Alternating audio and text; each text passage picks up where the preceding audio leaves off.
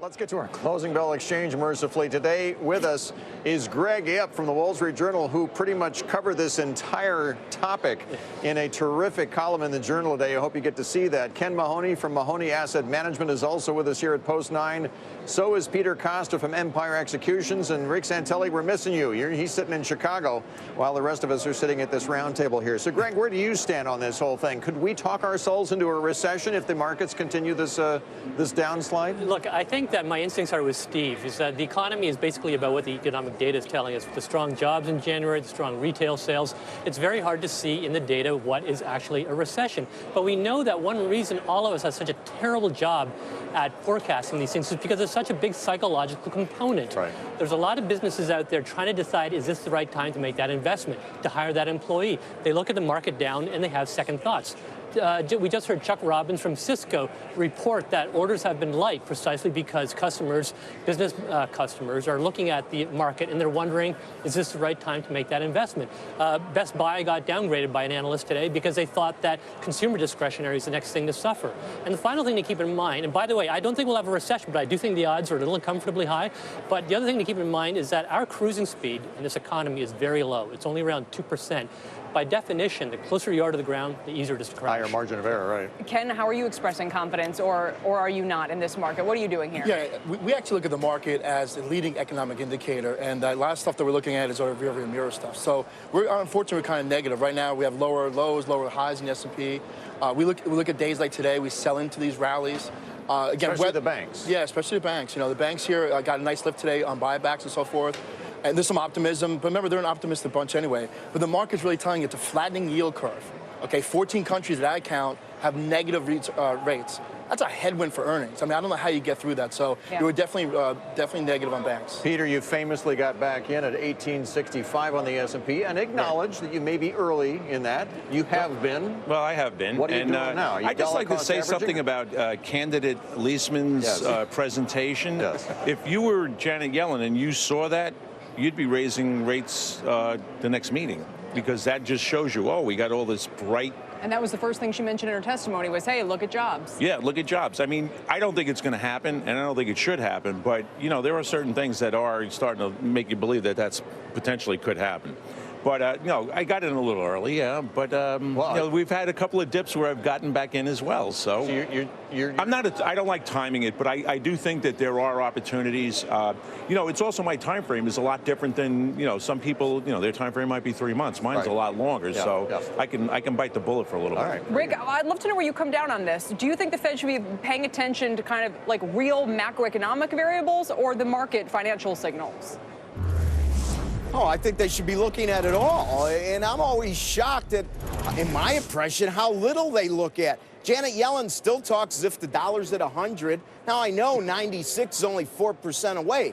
But, you know, the Fed should be looking at everything, just like traders do in real time, handicapping real changes. So, yes, they should be looking at it all. But I think what they should be looking at the most is how the Japanese market has responded since the 29th of January. When they did their negative push, okay? Nothing is better to educate than actually using the eyesight, the sense of seeing, and it just seems to be lost. I mean, negative interest rates is the story this week, and my guess is it's going to be the story for a lot of weeks. Now, maybe Japan can use the test tube some more and try to help the condition of their stock market and the counterintuitive aftermath of their currency rally, but this is groundbreaking. This is huge, and I think that the world should be a bit nervous about negative interest rates. I think it's a horrible idea, and Japan seems to be doubling down on the notion if you've read some of the latest headlines. And one final thought. I really enjoy that piece that Steve did. I guess what I remember most is in 2013, 2014, and part of 2015, releasing the numbers, 8:30 Eastern, every day just about, thinking the numbers weren't that great, and the stock market kept making record after record after record. Right. You know why the stock market looks so confusing now? It's because everybody forgot how confusing it was when it did nothing but go up and ignore data that was at best mediocre. And that's when we considered it good. Yeah, that was a pretty good 5-6 year rally we had going on there. Greg, how much of this, though, are we not attributing enough to the international influence on our own economy? Anecdotally, you know, commodity inflation that we experienced in this country was not our fault. It was China and the huge demand. Now it's going the other direction right now. How much of that should we be taking into consideration as well? Well, look, China is 10% of the world GDP now. 15 years ago it was 2%. So just arithmetically, we have to care more than we used to. A big chunk of S&P 500 revenue, Dom, I think, was talking about revenues being very weak. That's because of the translation of the very big rise in the dollar. So the stock market in particular has to be very sensitive to what's going on in the international scene. It's harder to make the case that the U.S. consumer or the U.S. business that sells to the U.S. consumer should be equally worried. In fact, if you've seen the latest confidence numbers, it kind of looks like we're starting to finally see a little bit of a lift from those low gasoline prices. So I take a little bit of comfort from what we've seen just in the last 48 hours that some of the positives are finally beginning to be felt and that we may be hitting bottom in terms of how bad the international influences can be. I also wonder, is the market telling us as well that, like Rick's saying, it doesn't like the idea of negative interest rates, but that if the Fed could kind of come back in with some talk about quantitative easing and maybe other central banks, it shouldn't necessarily have to be the Fed, but the dollar's involved, you know, have they run out of things to buy? Do they just not like going that route? I mean, why is everybody going negative instead of going to asset purchases? So I think there's two things the market is worried about with respect to the Fed. One is that they still have that dot plot out there that tells us their base case is to raise rates this year. And at least for 4 or 5 weeks, they've been saying that's a mistake. Janet Yellen did not capitulate yesterday and say, you're right, we're not going to do that. She gave about as strong a signal as she could that there will be a pause coming, but she did not capitulate, and she couldn't because they look at the data. But I think underneath that is something else. They're just worried. Even if the Fed did capitulate, what could they do? They've only got 25 basis points. And that's the point, that you're watching Janet Yellen and, you know, being grilled by lawmakers.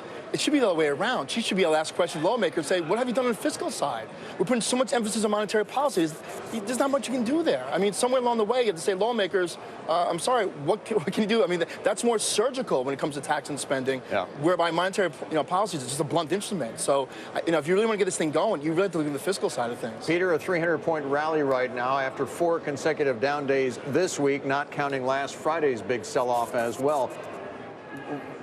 What do you make of this bounce? And, you know, we're going to talk oil next segment, but oil's leading this charge clearly. It's oil, I mean, leading it right now. I think there was also some positive data this morning. You know, we've been under a lot of pressure, and sometimes there are these bounces, and, you know, with the way the market is, you know, you have the 300-point moves on the downside. Everybody can understand that. But the moves on the upside, even though, you know, it's churning. It's a lot of churning. And now that people are rotating back into certain sectors, you know, there's certain good, you know, positive, like the financials, for example. Right. You know, and if that's a start, to see that happening with that more money moving into the financials again, that's actually a very good signal. I'm not going to say that that's going to happen, but I think that if you see that continued, you know, that's a positive. Well, if you're looking to buy financials, you can buy them from Ken Mahoney because he's. I'll give them to you. I'm not looking for it. Put it together there. Thanks, guys. Appreciate it. Have a good long weekend. Thanks a lot, everybody. 45 minutes.